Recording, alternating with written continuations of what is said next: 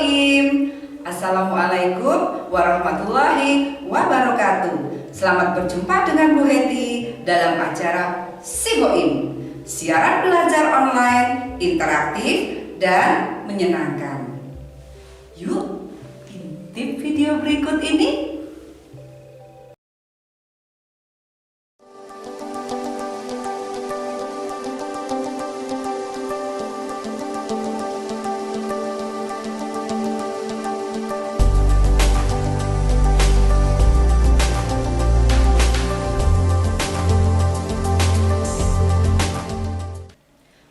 Kalian penasaran dengan video tadi? Baik, sebelum kita masuk ke materi pembelajaran, kompetensi dasar yang akan kita pelajari adalah menganalisis proses dan produk teknologi ramah lingkungan. Adapun tujuan pembelajaran kita: 1. Memahami prinsip-prinsip teknologi ramah lingkungan. 2. Memahami produk atau aplikasi teknologi ramah lingkungan. Dan yang ketiga, memahami perilaku hemat energi. Sahabat Boim, bumi atau alam yang kita tempati ini sudah banyak sekali mengalami kerusakan. Kerusakan dapat disebabkan oleh faktor alami. Faktor ini tanpa adanya campur tangan manusia. Contoh, gunung meletus, gempa bumi, angin tornado. Kerusakan dapat juga disebabkan oleh faktor manusia. Contoh, banjir, kebakaran hutan, tanah longsor.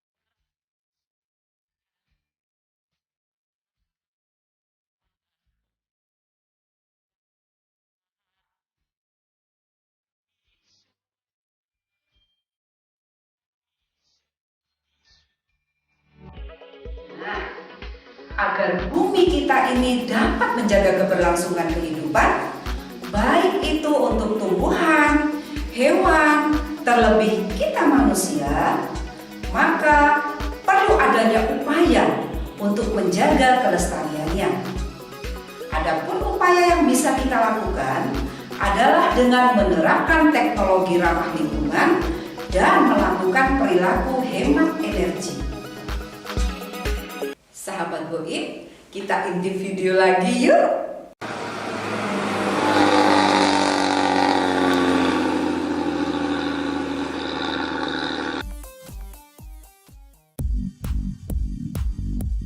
Seorang desainer Hungaria, Peter Simon, mendesain sebuah bus canggih menggunakan sel bahan bakar hidrogen dan baterai litium.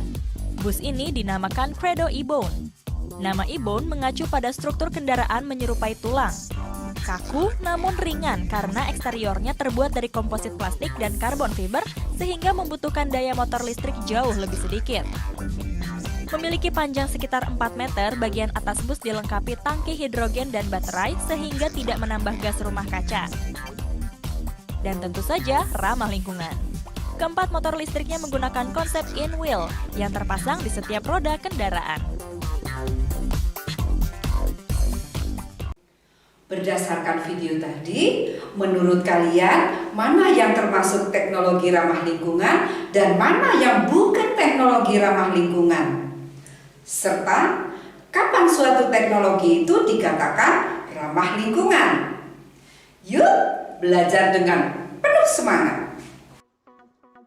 Teknologi ramah lingkungan atau eco-friendly technology atau green technology merupakan bentuk penerapan teknologi yang memperhatikan prinsip-prinsip pelestarian lingkungan. Dengan kata lain, teknologi ramah lingkungan merupakan salah satu bentuk upaya pemeliharaan lingkungan dari masalah pencemaran lingkungan. Dalam hal ini, teknologi ramah lingkungan hanya bersifat mengurangi pencemaran-pencemaran yang sudah ada dan mencegah pencemaran-pencemaran yang mungkin muncul di masa mendatang. Adapun yang menjadi prinsip-prinsip teknologi ramah lingkungan, 1. Refine merupakan penggunaan bahan yang ramah lingkungan. 2. Reduce merupakan pengurangan jumlah limbah. 3. Reuse merupakan pemakaian kembali bahan-bahan atau limbah pada proses yang berbeda. 4. Recycle merupakan penggunaan kembali bahan-bahan untuk proses yang sama. 5. Recovery merupakan kegiatan pengambilan kembali sebagai material penting dari limbah untuk keperluan lain. Dan prinsip yang keenam yaitu retrieve energy merupakan pemanfaatan limbah untuk bahan bakar atau dalam arti luasnya adalah pemanfaatan energi dalam proses produksi.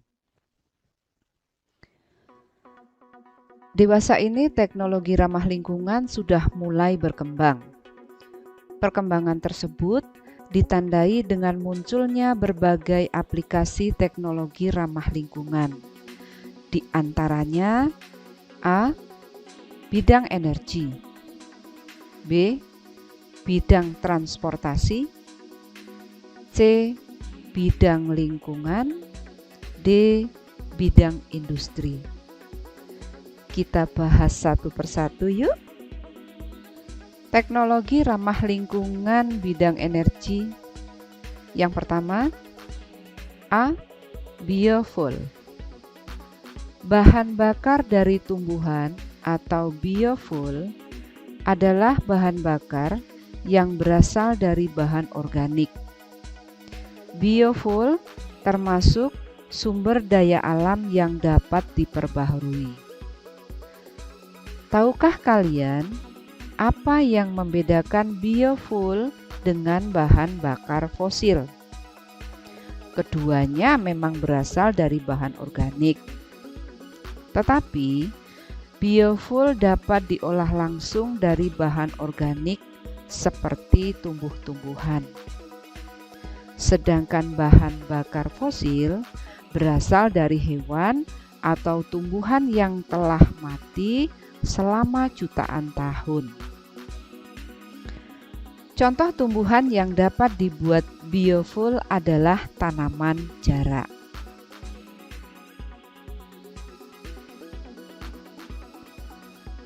Yang kedua, biogas. Biogas merupakan gas yang dihasilkan dari aktivitas anaerobik atau fermentasi bahan organik. Bahan bakunya dapat berasal dari kotoran dan urin hewan ternak. Adapun kandungan utama biogas adalah gas metana dan gas karbon dioksida. Yang ketiga, sel surya. Sel surya mampu mengubah energi matahari menjadi energi listrik. Alat tersebut sangat tipis, hampir sama dengan selembar kertas yang terbuat dari bahan silikon. Yang keempat, pembangkit listrik tenaga air atau hydropower. Siklus air dari hydropower diawali dengan proses evaporasi atau penguapan air yang kemudian membentuk awan dan hujan. Air hujan yang berasal dari dataran tinggi selanjutnya mengalir ke daerah yang lebih rendah. Cara paling umum untuk memanfaatkan hydropower yaitu dengan membendung sungai besar untuk membentuk penampungan air. Air yang dibendung dialirkan melalui suatu pipa besar dengan debit atau laju tertentu untuk memutar turbin generator yang akan menghasilkan listrik. Yang kelima, pembangkit listrik tenaga pasang surut air laut atau ocean power. Di beberapa pantai dan muara, level ketinggian air dapat naik dan turun hingga 6 meter bahkan lebih. Bendungan dibangun melintasi bibir pantai untuk mengambil energi pada aliran air laut untuk digunakan sebagai hydropower. Saat ini, masih sedikit negara yang menerapkan teknologi tersebut karena membutuhkan biaya yang sangat besar.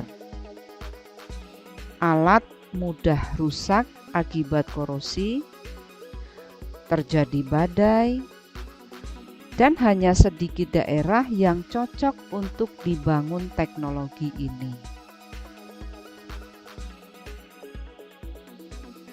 6. Geotermal. Energi panas yang tersimpan dalam tanah, lapisan dalam bumi, dan cairan dalam kerak bumi dinamakan geotermal. Energi geotermal dapat dimanfaatkan untuk memanaskan dan mendinginkan bangunan serta menghasilkan listrik. Salah satu cara yang dapat digunakan untuk mengambil energi geotermal menggunakan sistem pompa panas geotermal. Selain itu, cara lain yang dapat digunakan untuk mengambil energi dari lapisan bumi lebih dalam dengan sistem hydrothermal reservoir. Yang ketujuh, fuel cell atau hydrogen power. Prinsip dasar fuel cell adalah menggabungkan gas hidrogen dan gas oksigen.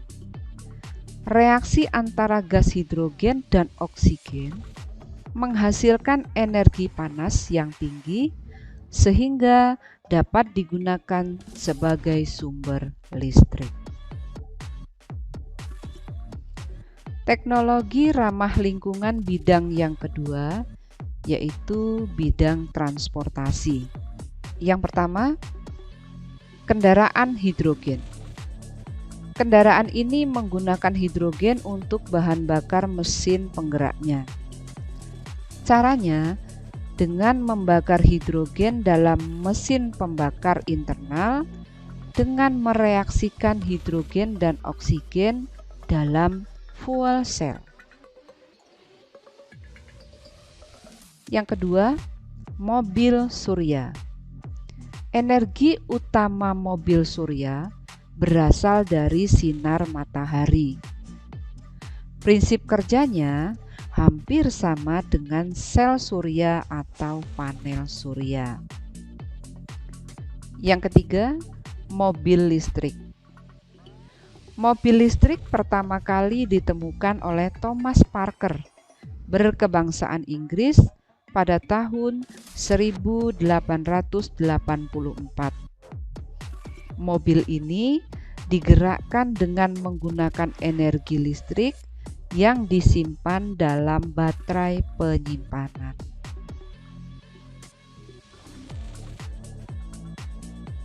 C. Bidang lingkungan. Yang pertama, biopori. Biopori dikenal dengan istilah teknologi lubang resapan atau TLR. Prinsip kerjanya sama dengan sumur resapan, yaitu menyerap atau menampung air. 2. Fitoremediasi. Fitoremediasi merupakan penggunaan tumbuhan tertentu untuk menghilangkan, memindahkan, menstabilkan, atau menghancurkan bahan pencemar baik senyawa organik maupun anorganik. Contoh tumbuhan yang dapat digunakan untuk fitoremediasi: bunga matahari, padi, tembakau, dan lidah mertua. Yang ketiga, toilet pengompos. Merupakan toilet kering yang menggunakan proses aerob untuk menghancurkan kotoran manusia. Dan yang keempat, teknologi pemurnian air atau water purification. Merupakan proses penghilangan zat-zat kimia, kontaminan biologis, partikel-partikel padat, dan gas-gas dari air yang terkontaminasi atau kotor untuk menghasilkan air yang dapat digunakan untuk keperluan tertentu. Penerapan teknologi ramah lingkungan bidang yang keempat, yaitu bidang industri. Yang pertama, biopulping. Biopulping menggunakan peran mikroorganisme untuk membantu proses pelapukan kayu atau sampah tanaman. Contoh mikroorganisme yang dimanfaatkan dalam biopulping adalah jamur Plebia subcerealis. Yang kedua, biobag adalah tas yang terbuat dari kombinasi tepung singkong atau kulit ari jagung sampai polimer sintetik. Usaha yang lain untuk menjaga keberlangsungan atau kelestarian lingkungan adalah dengan menerapkan perilaku hemat energi. Contoh perilaku hemat energi yang bisa kita lakukan dalam kehidupan sehari-hari diantaranya: 1. Menggunakan sepeda atau berjalan kaki untuk pergi ke suatu tempat jika jarak tempuhnya dekat. 2. Menggunakan pompa air listrik dalam sekali waktu untuk memenuhi bak mandi dan tempat penampungan air. 3. Menggunakan air secukupnya untuk kegiatan rumah tangga. 4. Mematikan lampu jika tidak diperlukan, terlebih saat tidur atau siang hari. 5. Membuat jadwal mencuci dan menyetrika secara teratur. 6. Menggunakan kertas seefisien mungkin. Dan yang ketujuh, menggunakan peralatan yang hemat listrik.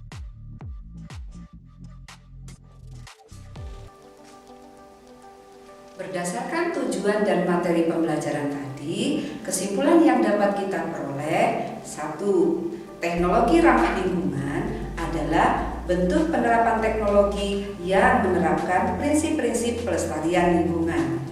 2. Prinsip-prinsip pelestarian lingkungan meliputi refine, reduce, reuse, recycle, recovery, retrieve energy. Dan kesimpulan yang ketiga, upaya untuk menjaga kelestarian lingkungan, salah satunya kita dapat menerapkan teknologi ramah lingkungan dan melakukan atau menerapkan perilaku hemat energi. Nah, sekarang sahabat Boim sudah paham ya teknologi ramah lingkungan. Sampai di sini pembelajaran kita. Semoga yang sedikit ini dapat bermanfaat. Tetap semangat belajar di mana saja, kapan saja. Kalian luar biasa. Wassalamualaikum warahmatullahi wabarakatuh. Matur nuwun, terima kasih, sisini, arigatou gozaimasu, thank you very much. Dadah.